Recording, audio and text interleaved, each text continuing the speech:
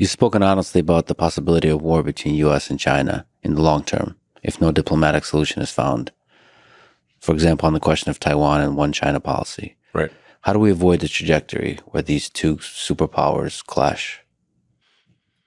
Well, it's worth reading that book on the difficult to pronounce Thucydides trap, I believe it's called. I love war history. I like inside out and backwards. There's hardly a battle I haven't read about. And trying to figure out like what really was the cause of victory in any particular case, as opposed to what one side or another claimed was the reason. Both the victory and what sparked the war and Yeah. the whole thing. Yeah. So that Athens and Sparta is a classic case. The thing about the Greeks is they really wrote down a lot of stuff. They loved writing. There are lots of interesting things that happened in many parts of the world, but people just didn't write down.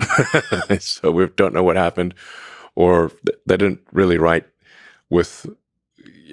in detail. They just would say like, we had a battle and we won. And like, well, what? Can you add a bit more? The Greeks, they really wrote a lot. They were very articulate on it. They just love writing. So, and we have a bunch of that writing that's preserved. So we know what led up to the Peloponnesian War between the Spartan and Athenian alliance. We know that they saw it coming. I mean, the Spartans didn't write. They also weren't very verbose by their nature, but they did write, but they weren't very verbose. They were terse. But the Athenians and the other Greeks wrote a lot, and they were like, and Sparta was really kind of like the leader of Greece. But Athens grew stronger and stronger with each passing year, and everyone's like, well, it's inevitable that there's going to be a clash between Athens and Sparta. Well, how do we avoid that? And they saw it coming and they still could not avoid it.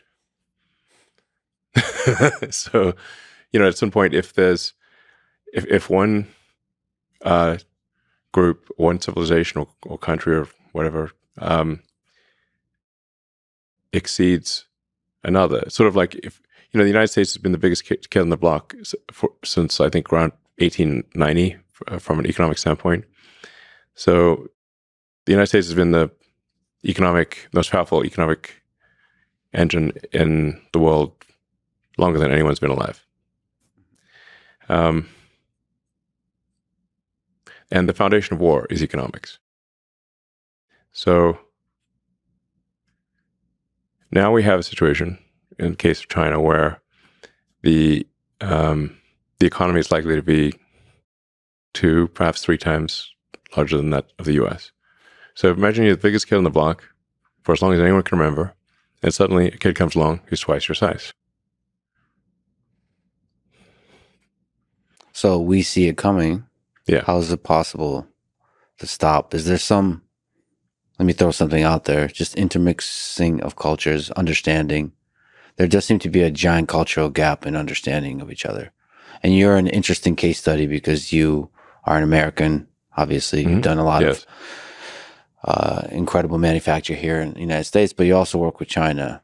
I've spent a lot of time in China and met with the leadership many times. Maybe a good question to ask is, what are some things about China that people don't understand, positive, just in the culture? What's some interesting things that you've learned about the Chinese? Well, the sheer number of really smart, hardworking people in China is incredible.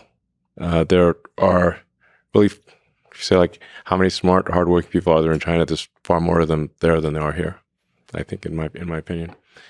And they've got a lot of energy. So, I mean, the architecture in China that's in recent years is far more impressive than the U.S. I mean, the train stations, the buildings, the high-speed rail, everything. It's really far more impressive than what we have in the U.S. I mean, I recommend somebody just go to Shanghai and Beijing, look at the buildings, and go to, take the train from Beijing to Xi'an, where you have the terracotta warriors. China's got an incredible history, very long history. And, I think arguably in terms of the use of language from a written standpoint, sort of one of the oldest, perhaps the oldest written language. And then China, people did write things down. So now China historically has always been, with rare exception, been internally focused. They've not been acquisitive. They've fought each other. There have been many civil wars. In the Three Kingdoms War, I believe they lost about 70% of their population. So they've had brutal internal wars, like civil wars that make the U.S. Civil War look small by comparison. So I think it's important to appreciate that China is not monolithic. We sort of think of like China as this sort of one entity of one mind, and this is definitely not the case. From what I've seen, and I think most people who understand China would agree, that people in China think about China 10 times more than they think about anything outside of China. So it's like 90% of their consideration is, is internal. Well, isn't that a really positive thing when you're talking about the collaboration and a future peace between superpowers? When you're inward facing, which is like focusing on improving yourself versus focusing on, quote unquote, improving others through military might. The good news, the history of China suggests that China is not acquisitive, meaning they're not going to go out and invade a whole bunch of countries. Now, they do feel very strongly, so that's good. I mean, because a lot of very powerful countries have been acquisitive. The U.S. is also one of the rare cases that has not been acquisitive. Like after World War II, the U.S. could have basically taken over the world and any country. Like we got nukes, nobody else got nukes. We don't even have to lose soldiers. Which country do you want? And the United States could have taken over everything. At will, and it didn't. And the United States actually helped rebuild countries. So it helped rebuild Europe. It helped rebuild Japan. This is very unusual behavior, almost unprecedented. The U.S. did conspicuous acts of kindness, like the Berlin airlift. And I think, it's always like, well, America's done bad things. Well, of course, America's done bad things, but one needs to look at the whole track record. And just generally, one sort of test would be, how do you treat your prisoners of war? Or let's say, no offense to the Russians, but let's say you're in Germany. It's 1945. You got the Russian army coming on one side, and you got the French, British, and American armies coming on the other side. Who would you like to surrender to?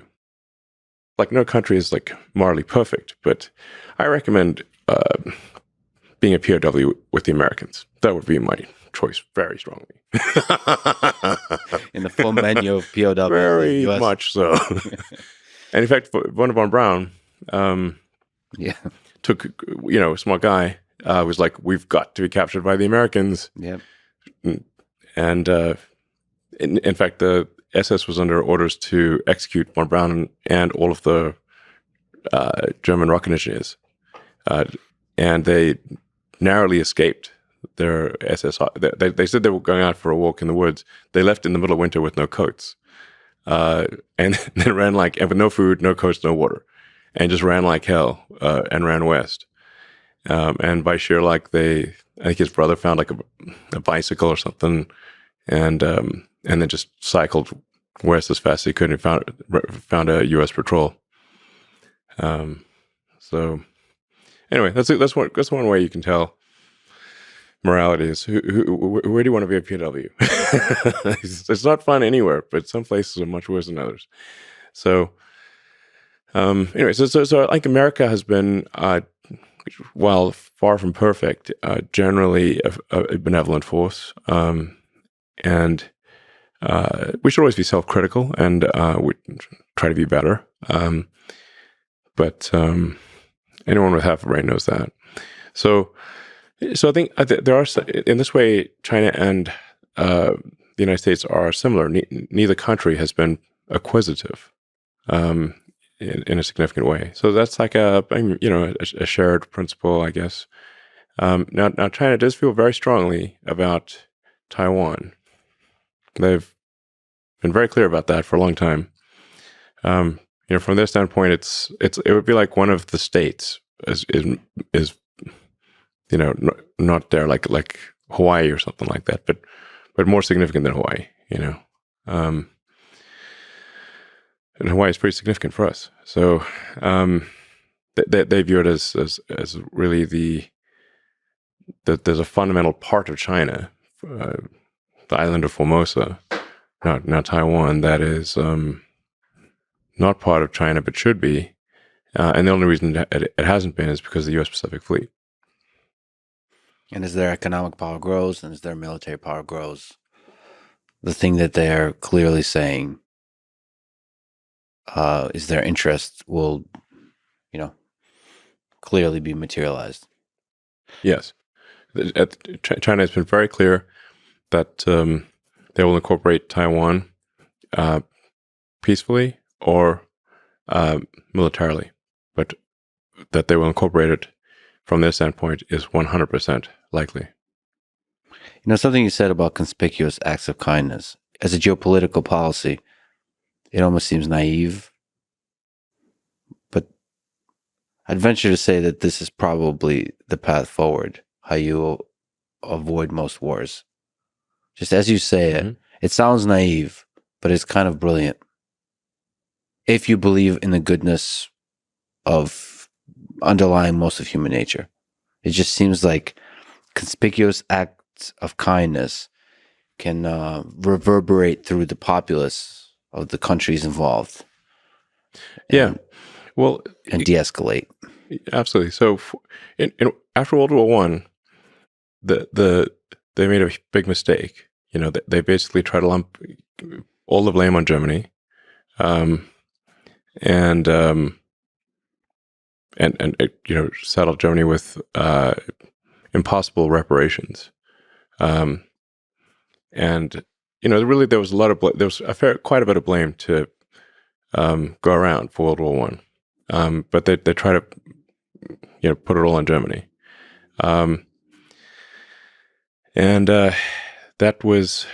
that laid the seeds for World War II. So it's a lot of people, well, not just Hitler, a lot of people felt wronged, and they wanted vengeance, and they got it. People don't forget. Yeah. You kill somebody's father, mother, son, daughter, they're not going to forget it. They will want vengeance. So after World War II, they're like, well, the Treaty of Versailles was a huge mistake in World War I. And so this time, instead of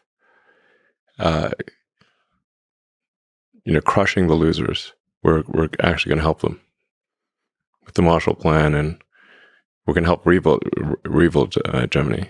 We're going to help rebuild Austria and the other, Italy and whatnot. So